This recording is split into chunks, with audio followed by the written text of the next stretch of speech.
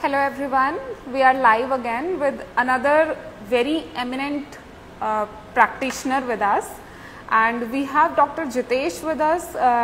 Dr. Jitesh Sharma is a very renowned doctor, and he'll be telling you about the queries you only told us. We had a story posted on our social media, so you gave us some questions you wanted to know. So we'll discuss those questions. It's not particularly only limited to certain topics. You can even ask your questions in the comment below. So we'll answer those as well, along with the questions we already registered from you. So I'll add Dr. Jitesh Sharma.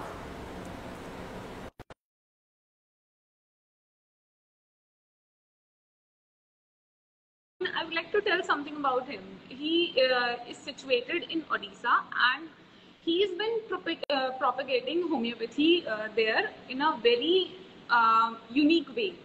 So practicing homeopathy classically, it's itself very beautiful thing. So let me welcome him. Welcome Dr. Jitesh. Thank you for inviting me.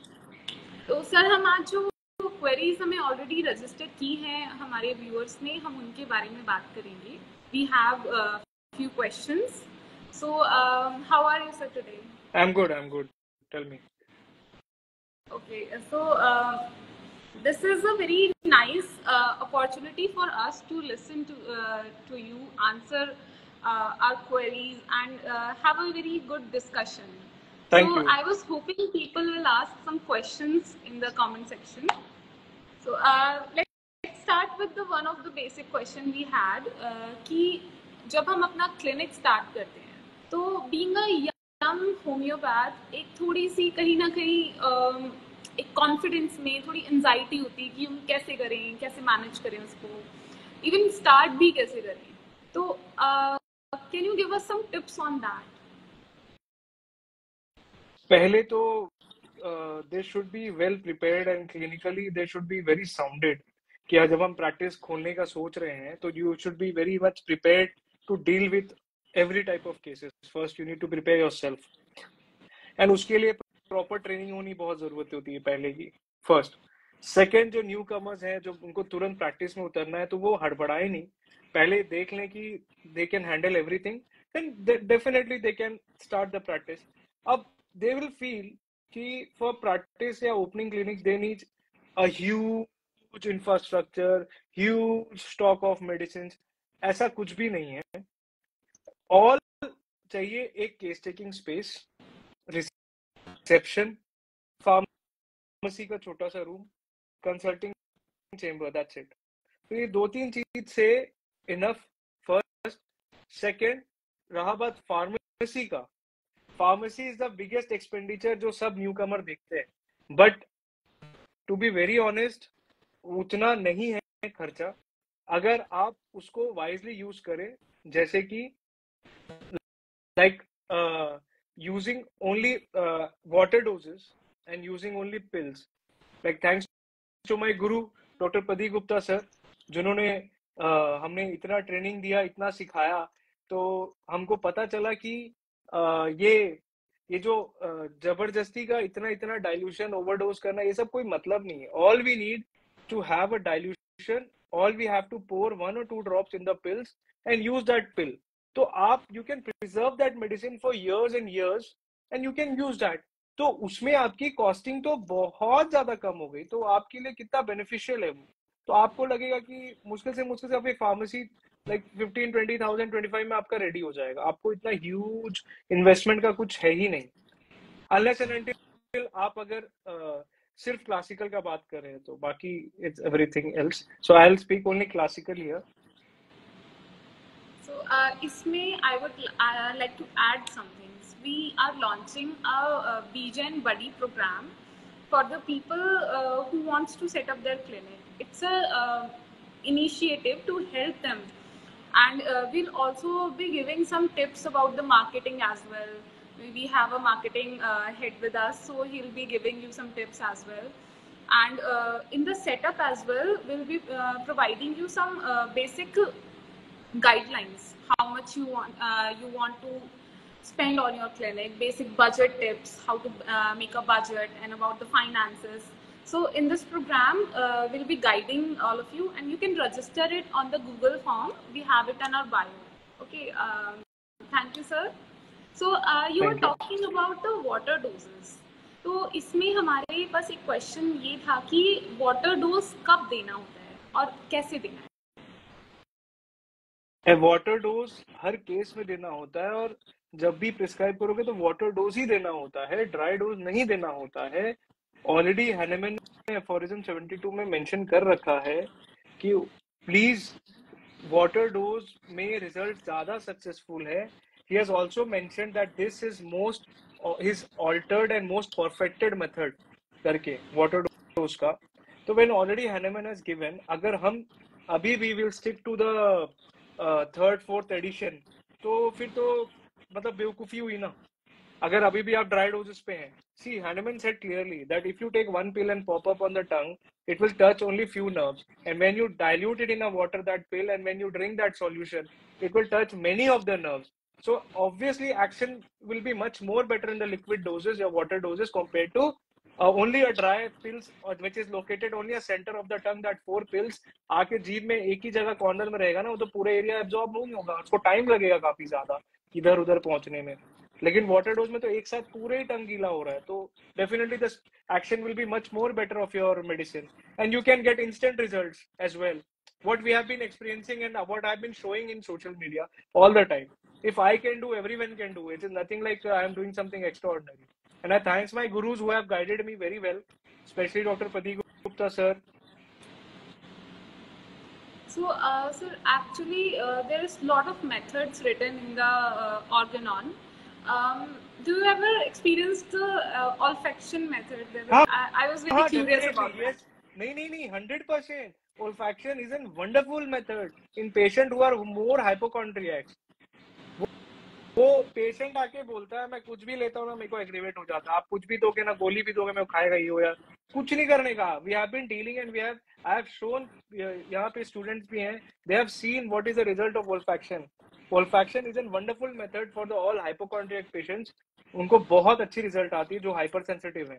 तो ओल्फैक्शन तो देना ही देना चाहिए, and Hahnemann has used thousand of times in olfaction in his practice. तो olfaction में एक मतलब मेथड क्या रहता है कि हम उसे कैसे एडमिनिस्टर करवाएं? अब जैसे मेरे को गुरु ने सिखाया है, अगर हम alcohol and water plus that one pill, वो एक सॉल्यूशन में रेडी कर देने से, you have to just give strokes and you have to start inhaling it. So it is very wonderful to know how to do that and why we should do that, because every time it's written somewhere but we're not understanding it properly. नहीं, it's very easy. ओल्फैक्शन का कोई issue नहीं है उसमें. मैं बोला ना, मैं आज जो हूँ, मेरे फादर, मेरे गुरुज में जो जितना मेरे को सिखाया, आज मैं वही सबको दे रहा हूँ. बस यही मेरा मोटो है कि मैं कुछ सीख के अपने पास लेके मैं नहीं रखना चाहता. सब कुछ सीखो, सब कुछ करो. If I am growing, I will definitely try to help each and everyone to grow as equivalently as I am. If I preserve my knowledge, if I don't pass on, तो legacy तो बनेगा ही नहीं ना. Everybody will be more reserved.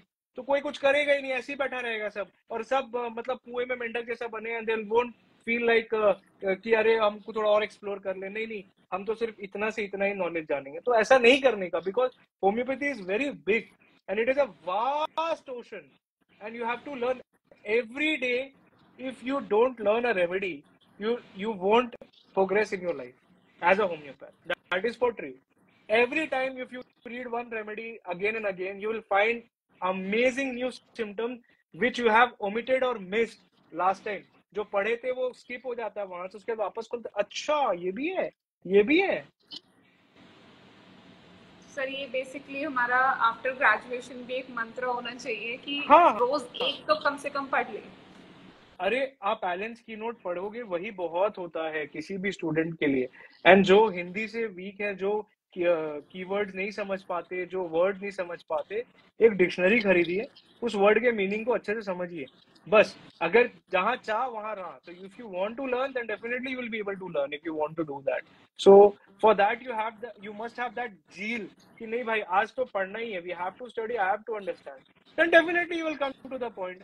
And देखो point ये है, जिसको कुछ करना नहीं है लाइफ में वो कुछ भी नहीं करेगा, एंड जिसको कुछ करना है वो कुछ ना कर ही लेगा। So this way it is. if somebody has decided that I want to become a best homeopath, he will for sure he will become, because he will work with that zeal, with that dedication, and he will achieve success on that for sure. I have so many students, they have been training and they have been doing so successful. I am super proud on them that hierarchy होती है ना, we have set कि यहाँ से यहाँ से यहाँ से, अब वो धीरे धीरे धीरे धीरे सब अच्छा करे। अगर सब अच्छा करेंगे तो सबके पास रिजल्ट आएगा, सबके पास रिजल्ट आएगा तो होम्योपैथी का नाम होगा, होम्योपैथी का नाम होगा तो एवरीवेयर सब उसको पॉजिटिव एस्पेक्ट में देखेंगे और लोगों में और इंफॉर्मेशन बढ़ेगा, लोग उसको और एक्सेप्ट करेंगे और पेशेंट्स आएंगे और ठीक होंगे और होम्योपैथी का ही उद्धार होने वाला। तो and that can be only done by not my me, not अकेला मेरा नहीं है, ये सबके साथ होगा। सिर्फ मैं झंडा लेके खड़े हो जाऊंगा तो ऐसा नहीं हो सकता, मैं खाली गाइड कर सकता हूँ, चलना तो उन लोगों को पड़ेगा ना, मैं खड़ा हूँ बट वॉक तो उन लोगों को करना पड़ेगा ना। बिल्कुल सर। सर इसमें मेरा खुद का एक पर्सनल क्वेश्चन है, मैं थोड़ा अपने लिए भी सोच लेती हूँ। जी जी जी सर जब हम रूब्रिक्स देखते हैं, मेंटल रूब्रिक्स स्पेशली, तो उसमें कई बार उनके मीनिंग्स में बड़ा कंफ्यूजन होता है कि इसका एक्चुअल मीनिंग क्या है। मेंटल उसके लिए रूब्रिक्स हमारे पास टूल है क्या? मैं थोड़ा अनलेस एंड अनटिल बहुत ज्यादा if there is huge word like बहुत ज्यादा डिफिकल्ट अगर रूब्रिक आता है तो वहां पे थोड़ा सा मेटाफर यूज होना is a separate thing, but every rubric को एज अ मेटाफर यूज करना वो मतलब समझ लो वो थोड़ा सा बहुत डिफिकल्ट है। मतलब I don't want to use the word, I can be very harsh, but I just I'm totally against with that। जो mental rubric as it is लिखा हुआ है, आप उसी को ऑक्सफोर्ड डिक्शनरी में खोल के आप उसी को अच्छे से पढ़े, like Kent repertory for example, Kent repertory has a vast mental rubrics, right? तो सबके पास एकदम अच्छी टास्क है, केंट रिपर्टरी खोलिए, उसका एक ऑक्सफोर्ड डिक्शनरी रखिए, माइंड के जो रूब्रिक स्टार्ट हो रहे हैं जितने भी एक एक वर्ड के सिनोनिम्स के साथ उसको वर्ड डिक्शनरी में देखिए, तो आपको अदर वर्ड भी सीखने मिलेगा, उसके सिनोनिम्स जो है अलग वर्ड के, क्योंकि ये काम आएगा आपके क्रॉस रेफरेंस में रेपर्टरी में, if you don't know the cross word other name for that particular rubric. So and this way see why this is happening, because many of the people are not very good in India, that they are not so expert कि वो तुरंत English का तुरंत word पकड़ ले और हम नहीं है भाई ऐसे, दैट इज फैक्ट, कोई प्रॉब्लम नहीं, लेकिन हम सीख सकते हैं अगर हम चाहें तो, and that can be done when you start. आजकल हिंदी इंग्लिश डिक्शनरी भी आती है, आप अगर उस मेंटल रूब्रिक्स को अच्छे से पढ़ लें तो आपको बहुत आसानी होगा। अब बार्गेन करना, मेंटल टू बार्गेनिंग डिजायर है ना, और फिर आपका एवरिस बहुत कंजूस होना, आप ये सब वर्ड जनरल तो आप यूज कर ही सकते हैं। हाँ, द डिफिकल्टी आती है डेल्यूजन चैप्टर बहुत बड़ा है no doubt, but delusion chapter में ऐसे बहुत सारे रूब्रिक है जो बहुत सिंपल वे में भी लिखी हुई है, आपको वो भी समझना पड़ेगा कि क्या बोल रहा है वहां पे, लेकिन वो आप जब तक डिक्शनरी यूज नहीं करोगे मेंटल रूब्रिक्स क्लियर नहीं होने वाले ब्रेन से, क्योंकि हम इतना अच्छा स्टैंडर्ड ऑफ इंग्लिश में नहीं है, क्योंकि वो उनका लैंग्वेज है, उसको कॉम्पीट करने के लिए you have to raise up your standard to understand that particular word, and for that you have to work hard by using a dictionary, तभी जाके समझ में आएगा sir. That was very helpful, क्योंकि मैं बहुत कंफ्यूज हो जाती हूँ कई बार कि ये इसका कुछ और मतलब तो नहीं है, जनरल पे लिखा है। नहीं, इंटरप्रिटेशन एक लिमिट तक होता है, आप सीधा बोलोगे कि उसने ये सोचा और उसका फिर ये मीनिंग निकलता है, that is all bogus, that is completely bogus. अगर हैनेमन इतना ज्यादा इंटरप्रेट करते तो हमारा साइंस तो एग्जिस्ट ही नहीं करता। उन्होंने चीजें को बहुत सिंपल वर्ड में एक्सप्लेन किया है, आप उसी पे अगर चलेंगे तो आपकी प्रैक्टिस 100 गुना अच्छी चलेगी किसी भी होम्योपैथ से। थैंक यू सर, ये बहुत ही ज्यादा हेल्पफुल प्रॉब्लम ये डाइवर्सिटी का प्रॉब्लम है। सब बोलते यहाँ पे भागो, सब बोलते यहाँ पे भागो, भाई तुम कहीं नहीं भागो, तुम जो बेसिक बुक है प्लीज उसी को अटैच रहो, तुम्हारी प्रैक्टिस बहुत अच्छी चलेगी, तुम्हारा माइंड का कंफ्यूजन ही तुमको ले डूबेगा। Sir See, it's not important to learn new things. It is important कि जो हमारे पास है, what we have preserved, you are well versed with that. If you are well versed with that, then you study at advanced level. Whatever you want to study, or you want to explore rare remedies, you want to explore anything in homeopathy. But make sure that you are well versed, पूरा कंठस्थ हो, अपने पास जितने भी हमारे source of books है, Organon से, मेट्रा Medica से, एलेंस की नोट से, बोगस एनएफटी की से, ऑर्गेनन 6th एडिशन से, थ्योरी ऑफ क्रॉनिक डिजीज से, आप ये सबसे वंचित हो गए, उसके बाद आप और एक्सप्लोर कीजिए ना, कोई किसने रोका है। लेकिन हम क्या होता है ना, हमको चकाचौंध बहुत पसंद है, कोई नया लाइमलाइट में एक लॉन्च करेगा, अरे ये मस्त है, ये मस्त, and then you lose your essence, and then you get lost, and उसके बाद बोलते हैं अरे दवाई तो काम ही नहीं करती। भाई उसका परसेप्शन उतना अच्छा है वहां पे, you have not reach to that level, you for to reach that level you have to work hard. Thank you sir for these wonderful tips. तो बहुत ज़रूरी थी ये चीज़ें जानना होती हमारे लिए। एक हमारे पास क्वेश्चन है कि एलएम पोटेंसी को हम एक्यूट केसेस में कैसे यूज करें? जैसे सेंटिसिमल को देते हैं, बस you have to repeat more often, कोई चेंज नहीं है। एलएम पोटेंसी को कोई, LM potency is the biggest boon in our homeopathic science which has been given by master Hahnemann. लोगों को अंदाजा नहीं है, that is a different thing, but they don't know until they experience it by themselves. जब खुद दवाई बना के पेशेंट को खिलाओगे ना, then you will get to know what power LM potency has. And I am not telling, आप खुद एक्सपेरिमेंट कर सकते हो। If you are sure about your remedy, you give in that LM potency and then you see the magic. मतलब I have witnessed miraculous results in LM potency, and not only me, आज पूरे homeopathic community में जितने भी LM use करते हैं, जितने भी, they know the power of LM potency. Actually sir ये थोड़ा सा परसेप्शन हो जाता है ना कई बार कि एलएम पोटेंसी तो हमें एक्यूट केसेस में शायद नहीं देनी है। सब बकवास है, आप कोई भी स्केल यूज कर सकते हो, it's not important. You can use centesimal scale also in acute, you can use LM also in acute. You have to see the severity of the complaint, you have to see कोई remedies बहुत ज्यादा उसमें काम करती है, जैसे कोई potency में पर्टिकुलर, जैसे अब सोरिनम 500 में वंडरफुल काम करती है, अब बहुत लोगों को नहीं पता उस बीज को, तो एक पर्टिकुलर स्केल में पाया गया। This is my entirely clinical experience, and the stalwarts who have told me, like Pradeep Gupta sir has said कि use Thuja low potency में दो, उसको ये दो, तो सब मास्टर्स का अलग अलग एक्सपीरियंस आया था। जब हमने उसको यूज किया तो हम भी बोले अरे ये तो सच बोल रहे, इसमें तो अच्छा रिजल्ट है। तो ऐसे करके सीख के हम आगे बढ़ रहे हैं। तो आपको बायस नहीं होना है, बट लेकिन आप एक्सपीरियंस खुद से करो। एंड रेमेडी क्या है ना, पोटेंटाइजेशन का जहां बात आता है, पोटेंसी सिलेक्शन का, sorry, it has to be learned by only you, because nobody can teach you the selection of potency rather than the patient. Patient will actually explain you the intensity of the symptoms, and based on that you have to select what potency you have to choose, वो LM या उसमें। Sir इसमें हमारे पास questions है comments में कि IBS के लिए रेमेडी को, अब मैं स्पेसिफिक क्या बोलूं, आईबीएस होने के लिए there has been multiple reasons, है ना। पैथोलॉजिकल रेमेडी अब स्टार्ट करेंगे, A to Z बहुत सारे हैं, अजेंटम नाइट्रिकम भी है, सल्फर भी है, और ग्लेशिया ग्लैब्रा है, नाइट्रिक एसिड है, मक्सोल है, एलोज है।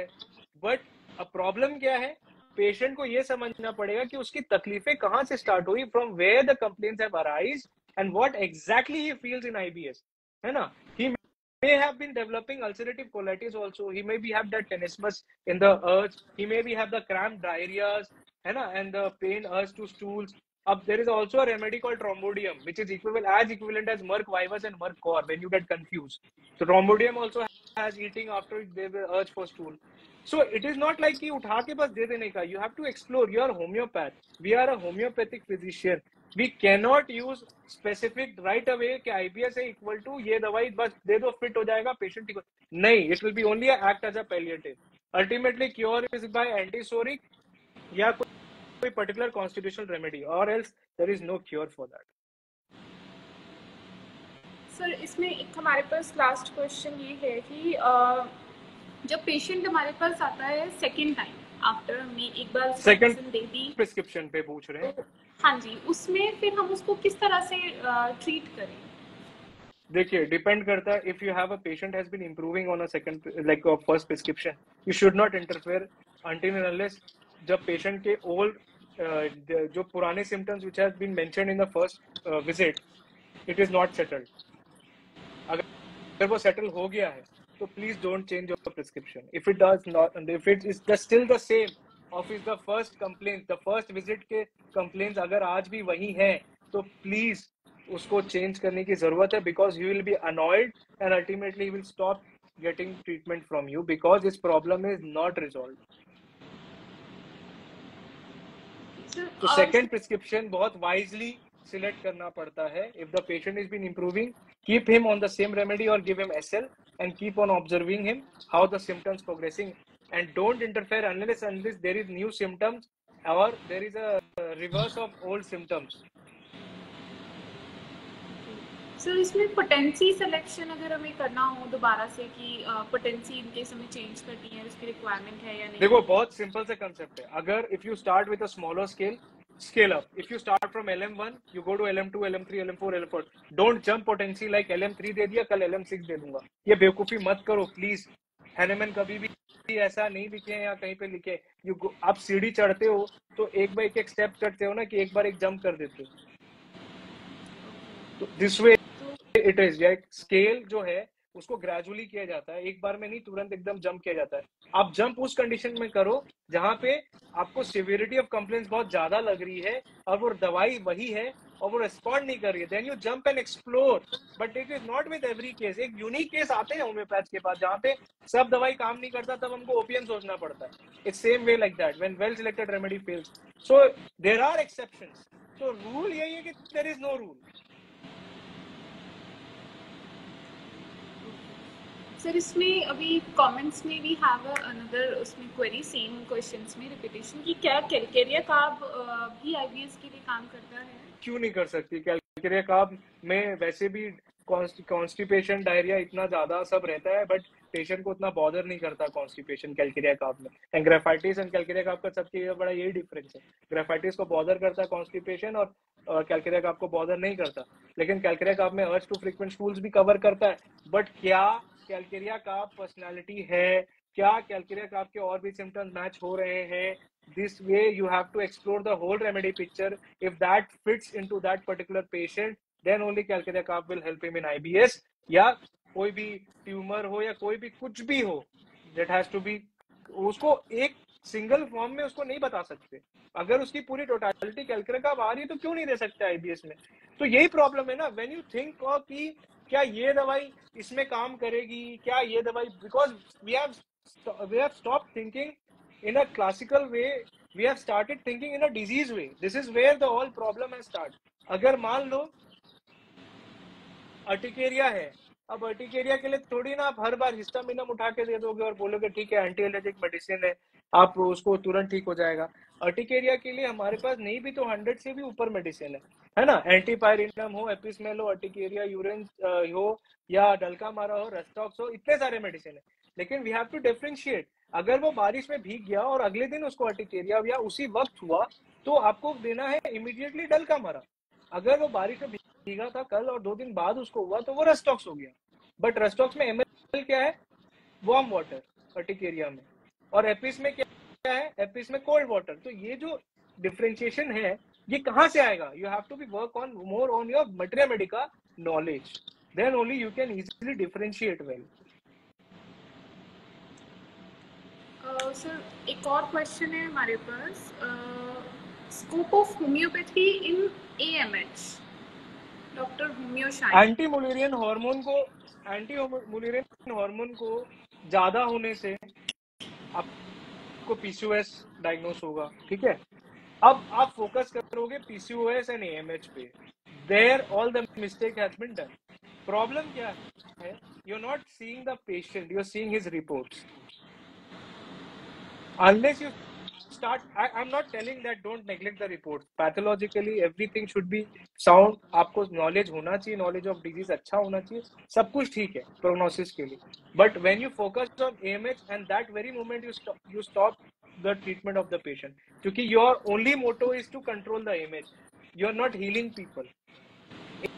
AMH में आपको पेशेंट को ये देखना उसका लाइफस्टाइल साइकिल कैसा है, उसके फैमिली हिस्ट्री ऑफ डायबिटीज है क्या, मैंने उसको सॉल्व नहीं हो रहा तो शायद नोसोट लग जाएगा, कॉन्स्टिट्यूशनली काम नहीं कर रहा है तो नोसोट से ही क्लियर अप होते हैं वो सब केसेस. और रहा बात वेट लॉस कराना का, बहुत ज्यादा एडवाइस करना पड़ेगा आपको, डाइट प्लान्स एडवाइस करने पड़ेंगे, बहुत कुछ होगा तब जाके एमएच कंट्रोल आता है. अब ऐसा मैं नहीं बोल रहा हूँ कि पल्सटिला देने से एमएच कमेगा नहीं, आप सीमिसिफिका दोगे तो एमएच कमेगा नहीं, आप सबसे कमता है बहुत, थायरोडिनम से कमेगा नहीं, मेडोरिनम से कमेगा नहीं, सब रेमेडी से कमता था एएमएच. लेकिन प्रॉब्लम क्या है, stop looking for AMH and start seeing the patient. Ultimately हमें पेशेंट को एज अ होल देखना ही है ultimately. If you don't understand him या हर, how will you get the real symptoms out of it? Then you prescribe the remedy, then you see the action. Sir आज का फिर हमारा एक last question ये है कि बहुत न्यू डॉक्टर्स के लिए स्पेशली ये थोड़ा चैलेंजिंग होता है कि उनके पास जब एक पेशेंट आ रहा है उसको रिटेन कैसे करें, उसको कन्विंस, क्योंकि टाइम तो लगना ही, क्रोनिक डिजीज को लेकर नहीं, यही बात है, कोई भी डिजीज एक्यूट क्रोनिक नहीं होता, वो आपके पास कब पहुंच रहा है उस पर निर्भर करता है. आप उसको कैसे जानेंगे वो एक्यूट है कि क्रोनिक है? यानी ये मेरे ये पेशेंट आके बोला मेरे को तकलीफ तो 2 महीना से, वो आया तो आज है, उसको रिलीफ तो आज चाहिए, आप उसको एक्यूट और क्रोनिक में कैसे डिफरेंशिएट कर देंगे फट से? तो बात क्या है, आप पहले उसको बोल देंगे अरे इतना टाइम लगे, वो टाइम लगे, ये उनके साथ डील करो जो बहुत ज्यादा इम्पेशेंट होते हैं. जनरली ये है इंटेलेक्चुअल्स के साथ. गांव का आदमी पूछता है कि कितना टाइम लगेगा, गांव का आदमी बोलता है ये हो रहा है, ये हो रहा है, ये हो रहा है. Rural people don't have that much expectation or hope. It's all the intellectuals who just keep on asking whether I'll be fine or not. Should I go to the visit some expert? How many cases you have treated, sir, of this? These all stupid questions I've asked by intellectuals, and these are the most complex people who makes give symptoms बहुत ज्यादा complex करते हैं. If you ask them, तो लोग इधर उधर intellectual words use करते हैं. Ultimately, you lose that that essence in the case taking. So अगर आपको इसमें देखना है कि आपको कैसे ठीक करना है, इमीडिएट एक्यूट आया, क्रोनिक आया, आप उसके सिम्टम्स को समझो. एक्यूट पेन आया, वो ऐसे पकड़ के बैठा हुआ है, उसको बहुत दूर दर्द दे रहा है, ठीक है, अब वो एक्यूट में आया, लेकिन he has a complaint of pancreatitis, he has a complaint of chronic pancreatitis, but he has reached to you and he is having lot of pain. Now what to do? So you have to observe him. Actually क्या कर रहा है, कैसे बैठा है, क्या है, इस फोल्डिंग, तो उसमें आप ऐसे बैठा है तो क्या कोलोसिन, मैकफॉस, बहुत सारे रेमेडी काम कर सकते हैं. यू हैव टू सी. तो अब उसमें उसको सेटल हो गया, उसके बाद फिर उसको असेस करो, इस फीडिंग हैबिट्स को सुधारो, देखो क्या है क्या नहीं है, देन यू स्टार्ट टेकिंग. तो इमीडिएटली मैनेज करने के लिए you have to prescribe on just on observation of what the patient is giving and that very moment, unless the patient is able to speak to you something, कि बता पाए कि क्या हुआ एक्चुअली. अगर वो उस हालत में है तो आप पहले उसको सेटल करो, then you take up the case and what actually is happening with them. Settle तो करना ही पड़ेगा ना. तो बेसिकली हमें उसको सबसे पहले तो उसको देखना है कि हमें अप्रोच एक्चुअली क्या हो रहा है, वो कैसे आया है, वो किसके साथ आया है, वो उसके साथ आया है, वो एकदम सपोर्ट में क्लिंगिंग ऐसे पकड़ा हुआ है, एकदम ऐसे, वो एकदम ऐसे क्लिंगिंग में 2 जन 4 जन पकड़ के ला रहे हैं, वो ऐसे चढ़ ही नहीं पा रहा है, वो चल के आ रहा है, वो दिस इज अ टॉर्पो स्टेट. उसको पूछे कब से है, बुखार है, कितना 3 दिन हो गया है, और वो चल भी नहीं पा रहा है, शक्ति नहीं है, क्या हुआ था, नहीं वो इधर हुआ था, ये हुआ था, पानी का प्यास कितना नहीं पी रहे. You give जलसीमियम, You see the torpor state of the patient. He is not able to walk. He's clinging to his attendant. है ना? He's not drinking water. He's just want to lie down whole day. मुझे क्या करने का मन है? दिन भर बस सोने का मन करता है सर. बस गिव जलसीमियम. कैसे नहीं उतरेगा उसका? अब उसमें टाइफाइड हो, जनरल फीवर हो, मलेज हो, whatever it might be the pathology. Sir बहुत अच्छे टिप्स है एक्चुअली, ये बहुत हेल्पफुल रहेंगे हम सबके लिए ही. होम्योपैथी शुरू से सिंपल है, सिंपल रहेगा, unless people will start complexing it with their own gibberish thoughts. Speculations नहीं देनी है हमें. बस बस बस बस. थैंक यू सर इतने सारे इम्पोर्टेंट टिप्स के लिए. और जिन लोगों ने एक्चुअली नहीं देख पाए हैं पूरा, तो हम ये पूरा सेशन अपलोड करेंगे, आप वहाँ भी देख सकते हैं. Thank you so much sir for connecting with us. Thank you. I would really need a feedback, and I will definitely need कि आगे फ्यूचर में और क्या चाहिए और व्यूअर्स को और क्या देखना है. Will definitely keep up with this. Actually ये पूरा एक सीरीज है हमारा. हम हर सैटरडे या फ्राइडे एक लाइव सेशन रखते हैं जिसमें सिर्फ इंफॉर्मेशनल कंटेंट रहता है कि क्या हम और नया सीख सकते हैं. बेसिकली एक CME की तरह हम इसको कंटिन्यू कर रहे हैं. तो और हर हफ्ते नया कुछ सीखेंगे और कुछ नया जानेंगे sir. Thank you so much. Thank you so much. Thank you everyone for joining today. Thank you.